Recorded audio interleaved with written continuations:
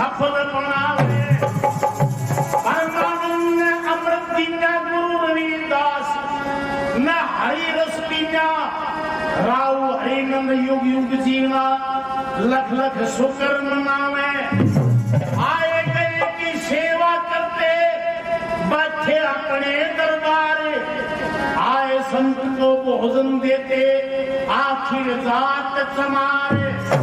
काशीपुरी के ब्राह्मण बनिए हर मिल करें बिचारे या तो इसकी भक्ति छुटवा दो या करो शहर से।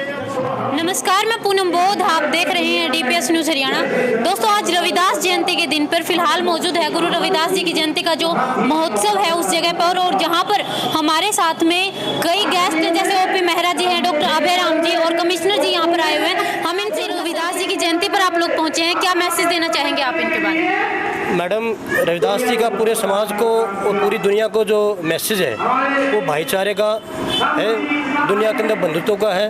और सबसे बड़ी बात जो उन्होंने राज की कल्पना की थी कि किस प्रकार का राज होना चाहिए, समाजवादी जो सोच उनकी थी, पूरी दुनिया के अंदर समाजवाद रहे, जातिवाद के आधार पर किसी प्रकार का कोई भेदभाव नफरत ना हो, पूरी दुनिया एक होकर के रहे। उन्होंने एक स्टेट की कल्पना भी की थी, बेगमपुरा जिसका नाम था।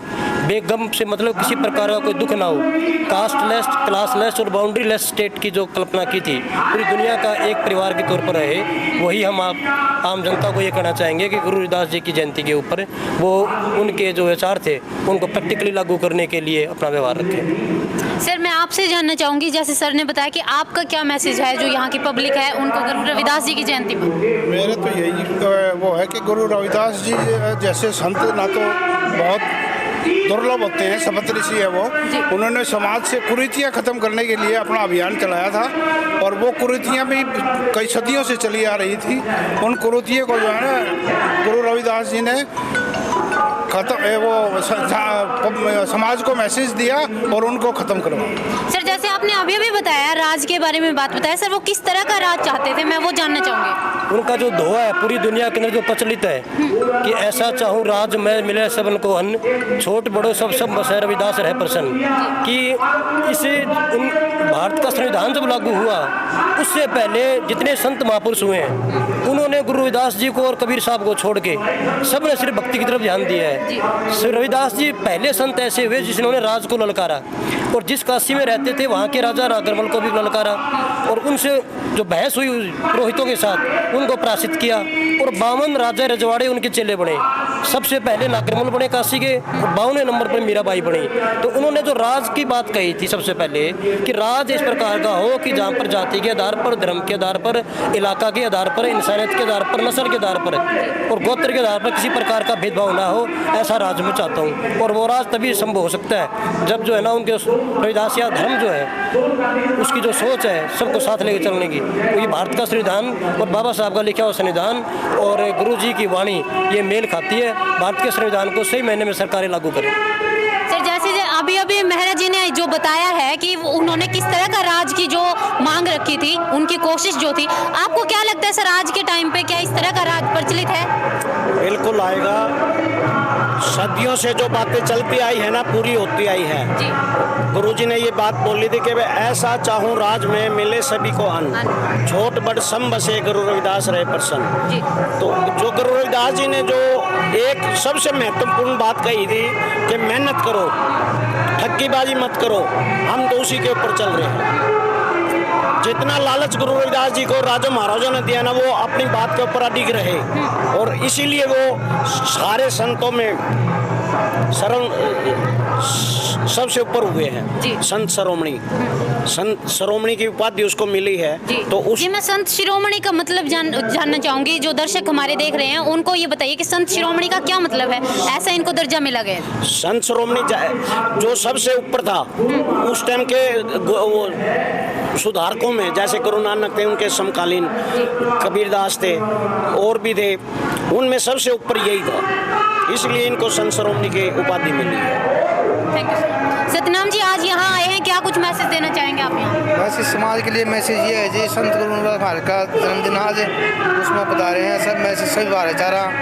और गुरु जी ने कहा था मन चंगा कटौतिम गंगा, मन चंगा कटौतिम गंगा है। तो इसके लिए हम सब मैसेज लेके आए हैं, गुरु जी के चरणों में आए हैं। सर, मैं गुरु रविदास जी की कोई 2 पंक्तियां ऐसा जानना चाहूंगी जिससे कि पब्लिक को संदेश मिले। देखो, पंक्तियाँ तो ये हैं कि गुरु जी की है, ऐसा चाहूँ राज में जहाँ मिले सभी को अन्न। इसके ऊपर ये है कि गुरु रविदास जी ने ये कहा था कि भाई सभी को जो है ना रात को सोते समय अन्न मिलना चाहिए।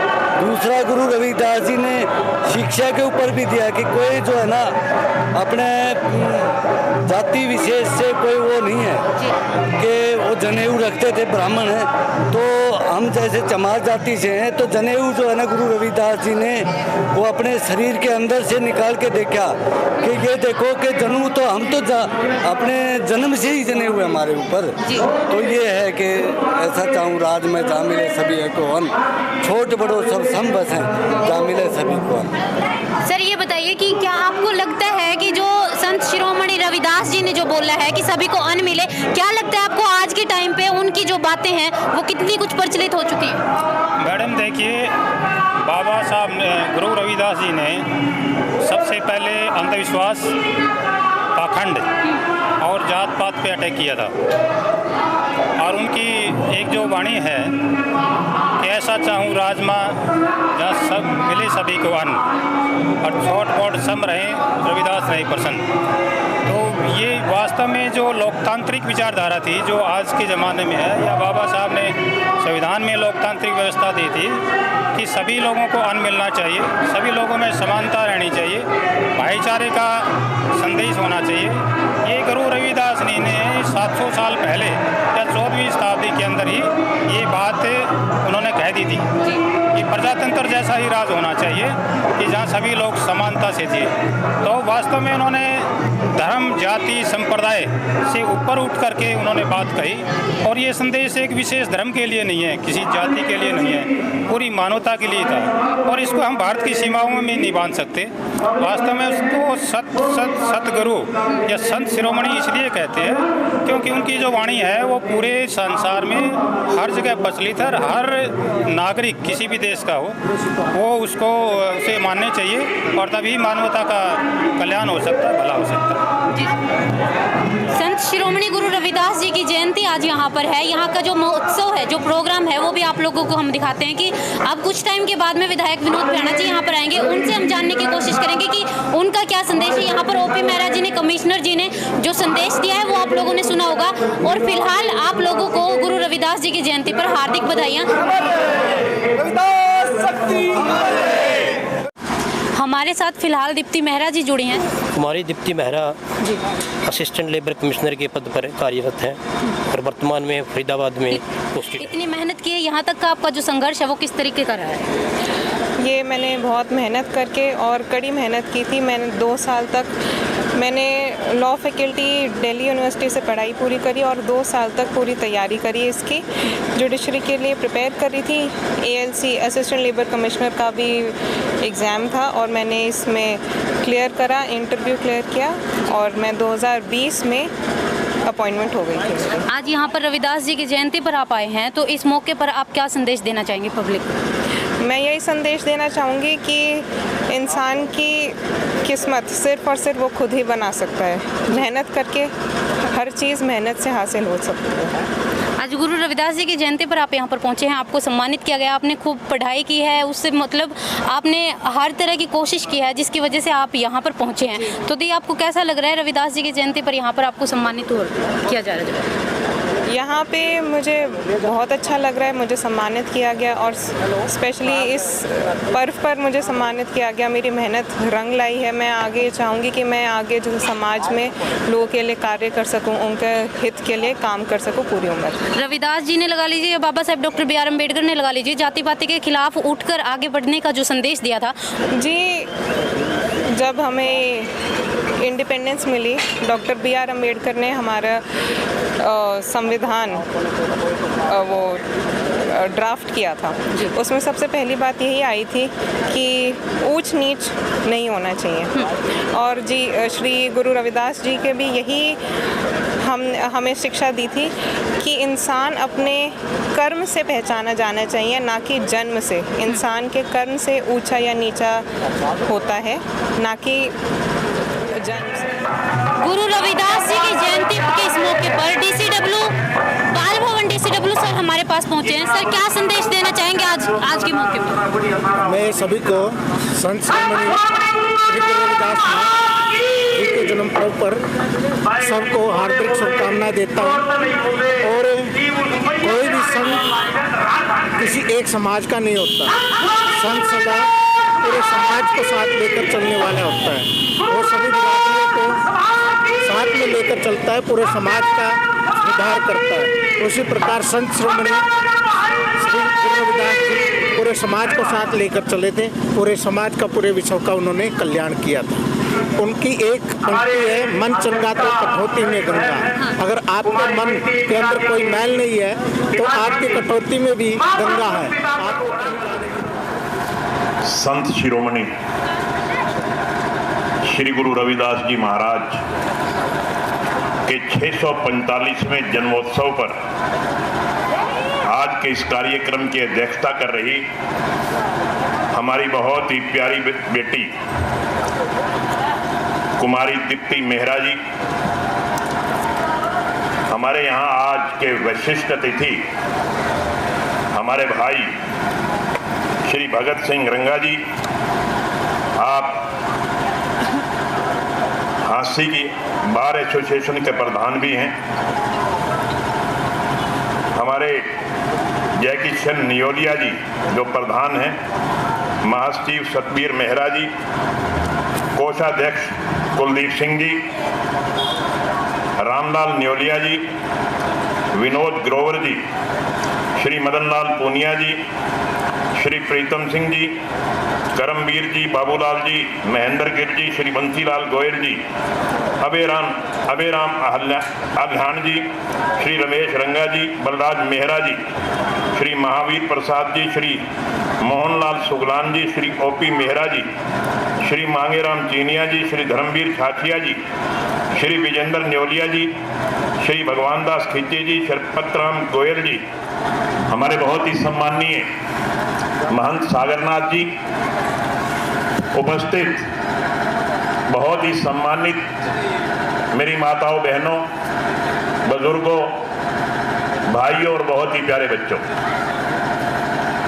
सर्वप्रथम मैं आप सबको संत शिरोमणि श्री गुरु रविदास जी के पावन जन्मोत्सव पर अपनी तरफ से बहुत बहुत बधाई देता हूं, बहुत बहुत शुभकामनाएं देता हूं। आप सभी जानते हैं कि संत शिरोमणि श्री गुरु रविदास जी महाराज के बारे में मुझसे पूर्व वक्ताओं ने बहुत डिटेल में बताया और आप सभी जो यहाँ उपस्थित हैं उनके जीवन से भली भांति परिचित हैं, क्योंकि जो व्यक्ति किसी संत के बारे में भली भांति परिचित होता है वो ही उनके कार्यक्रम में पार्टिसिपेट किया करता है, उनके कार्यक्रम में भाग लिया करता है।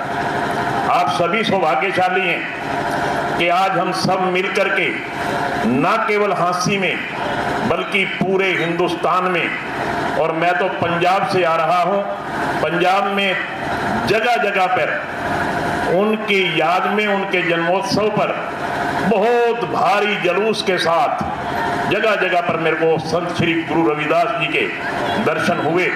मैं अपने आप को भी सौभाग्यशाली मानता हूँ।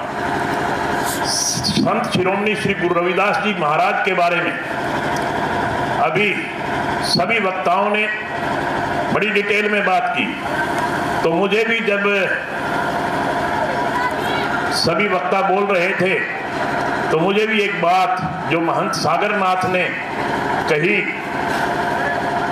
कि मन हो चंगा तो कठौती में गंगा। मैंने एक बार पढ़ा, संत शिरोमणि गुरु रविदास जी महाराज जहां वो धार्मिक प्रवृत्ति के थे, हमेशा परम पिता परमात्मा को आराध्य मान करके वो काम भी करते थे, तो भगवान का नाम लेकर करते थे और भगवान को साक्षी मान करके करते थे। वैसे तो वो जो उनके बुजुर्गों का, जो उनके पूर्वजों का, जो उनका खानदानी पेशा था वही काम करते थे, मगर जूते बनाते हुए भी वो भगवान को मद्देनजर रखना नहीं भूलते थे और इतने दानी थे, इतने बड़े दिल के थे कि कोई जरूरतमंद लोग आ गए उनके पास, ऐसा इतिहास बताता है, घर की हालत ठीक ना होने के बावजूद भी उनसे जूते के पैसे नहीं लेते थे। एक धार्मिक प्रवृत्ति थी उनकी। हेलो